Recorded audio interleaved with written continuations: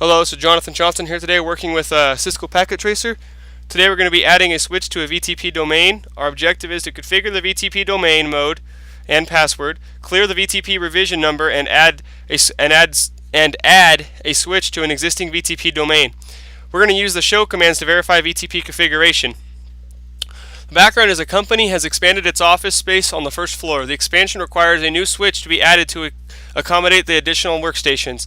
They are using the equipment from a closed branch to complete the expansion. The senior network administrator has tasked you to configure a new switch so that it participates in the VTP domain. VTP updates occur every 300 seconds, and properly configuring your new switch as a member of the VTP domain, it may take a few minutes to converge. So just remember that when we're done, it may take a few minutes for the switch to converge on the first floor to the rest of them. So step 1 is going to be to verify current revision number on the VTP server and new switch. So we're going to select the VTP server, alright, hit the CLI tab, enter into privilege exec mode. Alright, we're in privilege exec mode. We're going to verify the existing configuration revision. So we'll go show VTP status, and it'll pull up the server, the switch, And we're going to verify this, alright. Alright, it's a server, the domain name is Cisco, VTP pruning mode is disabled, alright. Number of VLANs is 11, VTP status, alright. Version 2, alright. Now we're going to select the first floor. Let's just keep this open just in case. We're going to select first floor 3. First floor 3, enter the CLI tab, enter, enable. We're going to go show VTP status of this one and see what we need to fix on this one to get it to with the other ones. Alright, configuration revision 31, 0. We need to get that fixed. Number of existing VLANs 11. This one's 14. We need to get that fixed. And this one says it's a server. And this one says it's a server, so that one cannot be a server. This one has to be a client, because first floor 3 has to be a client, so we have to change that. VTP domain name class on here it's Cisco. We got to change that, and that's all for those. All right, now we notice what we need to do. Now, does the switch need to be rebooted to clear configuration revision?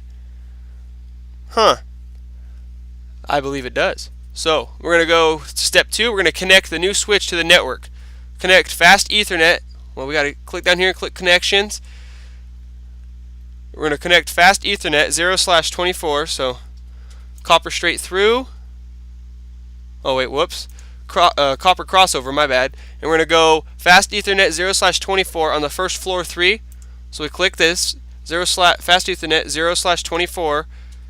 To fast Ethernet 0/23 on first floor 2 switch. So first floor 2 switch, this will be fast Ethernet 0/23. Alright, so now we got that connected so we're going to set both fast Ethernet 0/24 on the first floor 3 switch and fast Ethernet 0/23 on the first floor 2 switch as a trunk port. So now we're going to go see. We got trunk conf t interface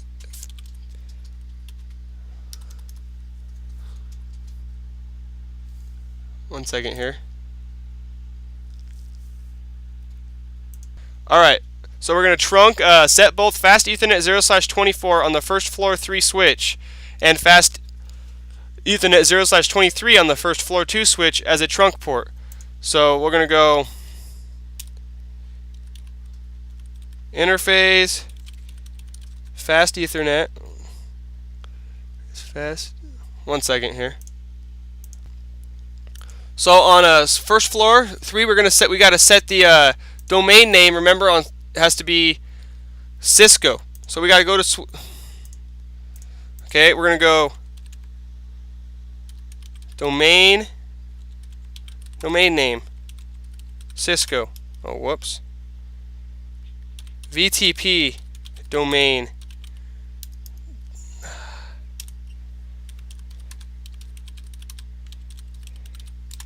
Alright, now we got the VTP domain name from class to Cisco.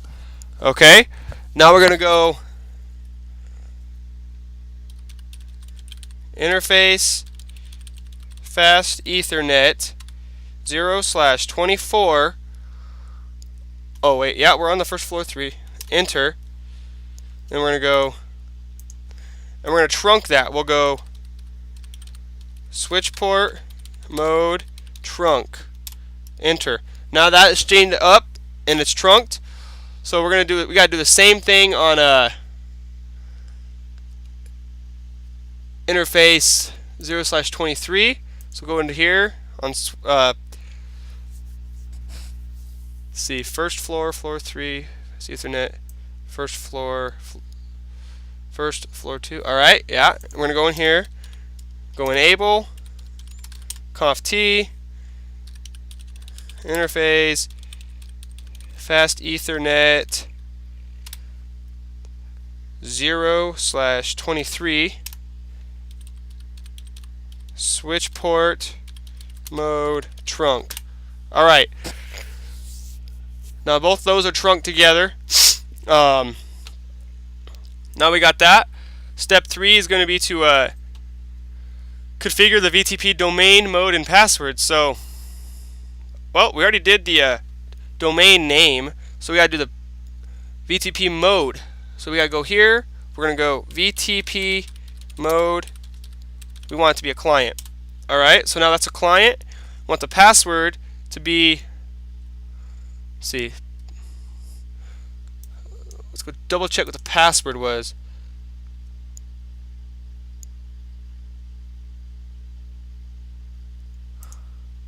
Alright, we're going to go show VTP password to double check. Show VTP password. VTP password is password, so we want this to go VTP password.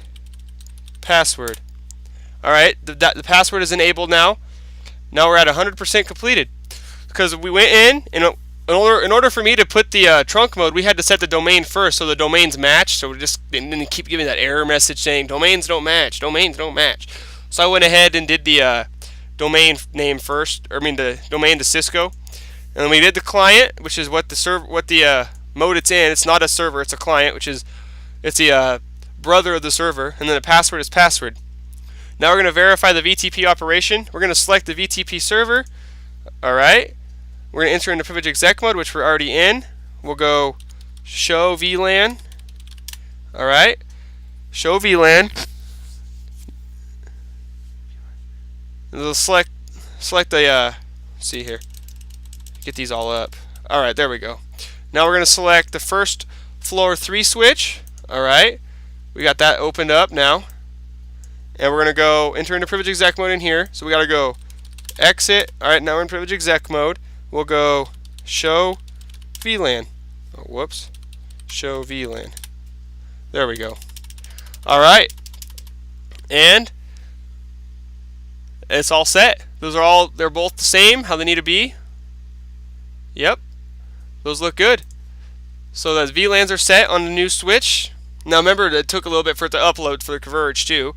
So with VTP configured properly, the VLAN database on the VTP server switch on the first floor switch should be identical, which they are. We just checked that. The VTP server only sends updates every 300 seconds, which we didn't have to worry about it because it had already updated. Depending on where the VTP update timer is when you complete the configuration, you may have to wait up to 5 minutes for the first floor 3 switch to update, which we got lucky. We didn't have to wait. So, what command can be cleared?